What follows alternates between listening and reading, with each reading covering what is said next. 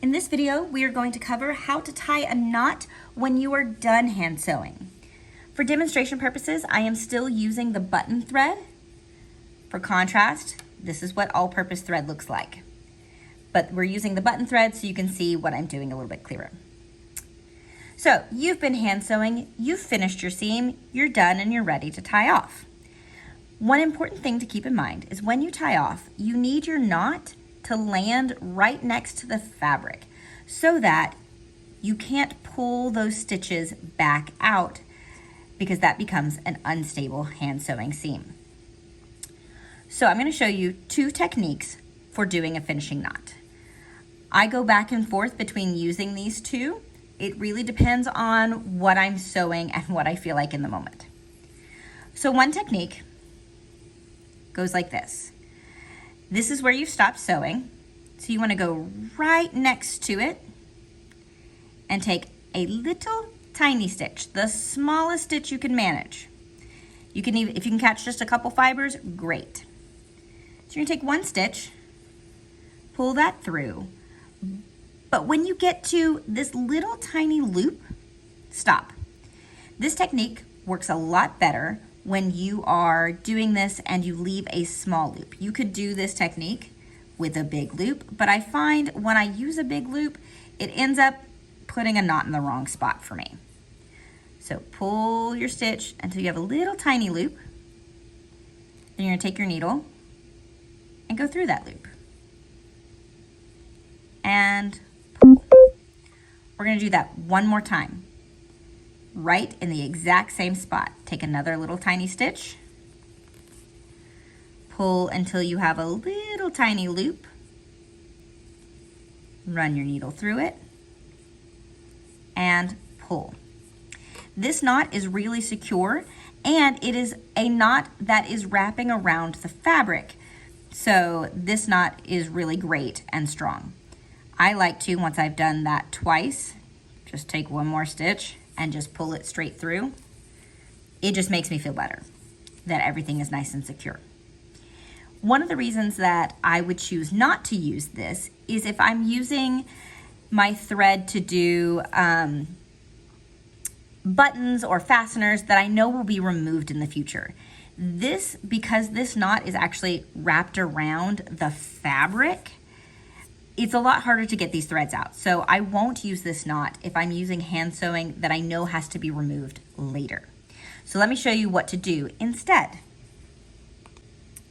So now I'm going to show you the technique of the other type of knot that I like to use, especially if I know that this hand stitching has to come back out and I do want it knotted on both ends. So I'm going to take my thread. This is much easier to do if you still have plenty of thread left. If you have just like this much thread left, you're really not going to be able to do this knot very effectively. So you have to watch and make sure you leave enough thread at the end of your seam to accomplish this technique. So I'm going to take this thread, wrap it around my hand so that it crisscrosses. It's making a loop. I'm going to go under this loop and pull my thread through. So you can see how it's all wrapped around itself. Now I want to be careful and make sure that all of where it's twisted on itself, that lands right next to the fabric. So I'm going to kind of shimmy it down to the fabric, put my finger on top, hold it there while I pull my threads.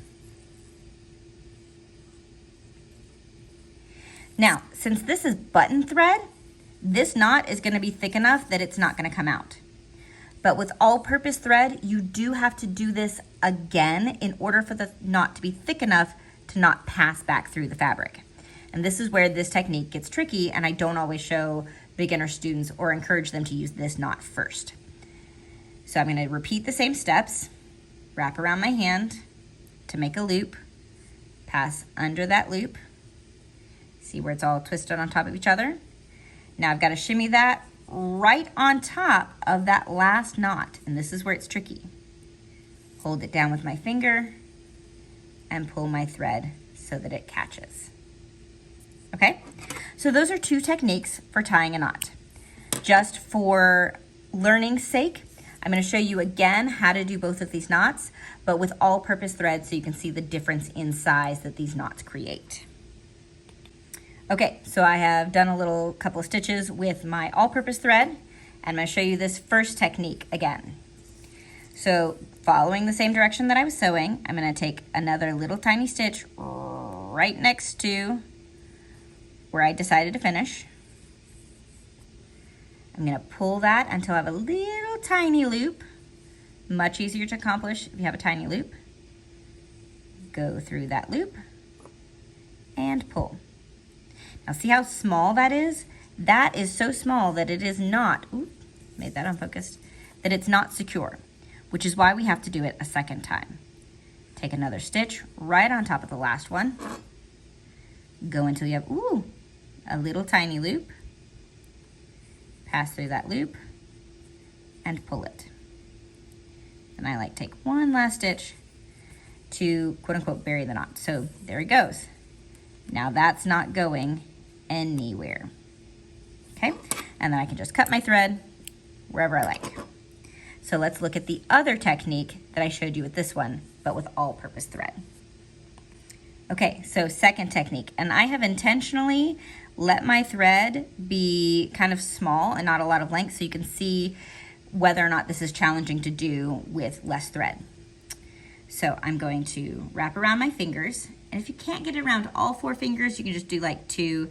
The important part is that you're just using your fingers to help create that loop to go under.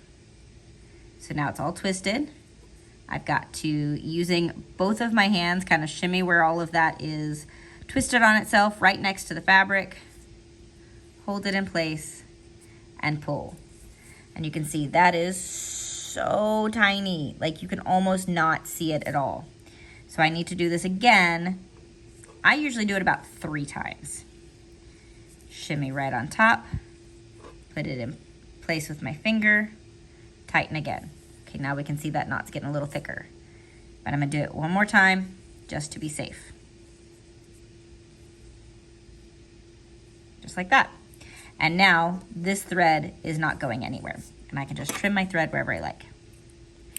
Again, 2 techniques, whatever works best for you, whichever one you're comfortable with. Ultimately, what makes me decide between which type of knot to use is if I know I need to take the stitching back out, then I will do this knot right here. If it doesn't matter, and I know that that hand stitching is probably not coming out in the future, then I will do the first type of knot that I showed you. Either one works. Play with both, practice, see which one you like better.